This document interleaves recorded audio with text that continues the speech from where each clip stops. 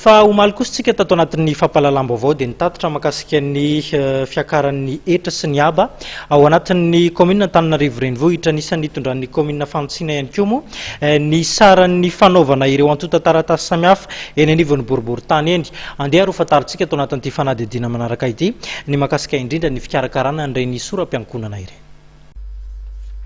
Izy fiakarana 520 isanjato hatramin'ny 990 ny saran'ny soram-piankonana eo anivon'ny boriboritany eny eto Antananarivo raha ny fanitsina vaovao ny eto fiadidiana ny tanàna.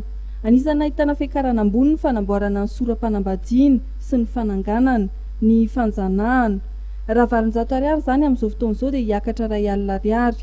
Ny soram-pisaraha-panambadiana jugement de divorce dia hitombo iray alina ariary ihany koa raha toa ka 250 ariary zany amin'izao fotoana izao. Raha 200 ariary ny saran'ny fanambarana fanaterahana sy ny bulletin naterahana dia hiakatra 1000 ariary ny fahazona izany anivon'ny boriboritany. Ny kopian'ny soram-piankonana dia hiakatra 2000 ariary.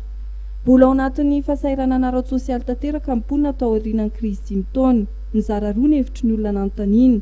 Taona nilaza fa mavezatra ho amin'ny mponina ny fampiakaran'ny saran'ny fahazona soram-piankonana izay eritreretin'ny commune Antananarivo ampiarina Tsoatsy.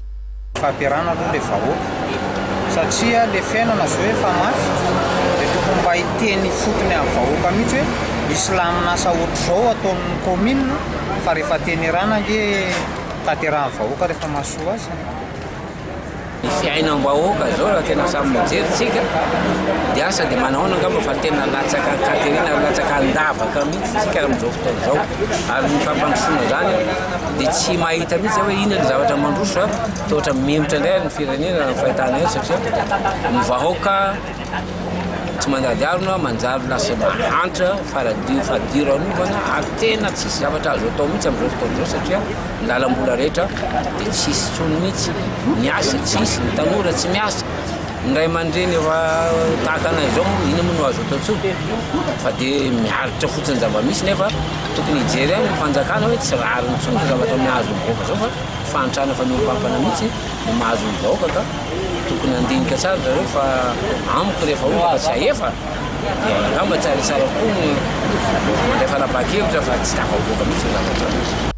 Eo kosa ny mihevitra fa tsy fametraka olana amin'ny fampiakarana raha toa tena ampaisana tokoa amin'ny fampandrosoana ny tanàna amin'ny vola azo ary isy fiatsarana ny tolotra eny anivon'ny boriboritany eny eto Antananarivo. Aloha ilay fanovana mety raha ohatra samy vonina ndraindraikitra ny vahoaka ka hampandrosoana ity tanàna antsika eto tsy dia misy olana loatra izay fa raha mandeha any amin'ny lalana sy tokony falehany kosa moa ilay vola metsiny ary hoe mivoaka raha tsy andohana zany koa zany dia mety raikitra tokony raisy mivoaka koa ny hampandrosoany tany indrindra ny tanàna antsika zany ny fanadiovana ny rehetrarehetra mihitsy mety any tsy mampaninona na mihitsy ilay izy satria fa hitako hoe nio kingakinga be raha zareo manao zavatra satria na zao taratasina ampidirina tamin'ny latsinainy dia ny apotsiny iny dia vita tsy mampaninona na ilay izy na somary miakatra le tsy mampaninona.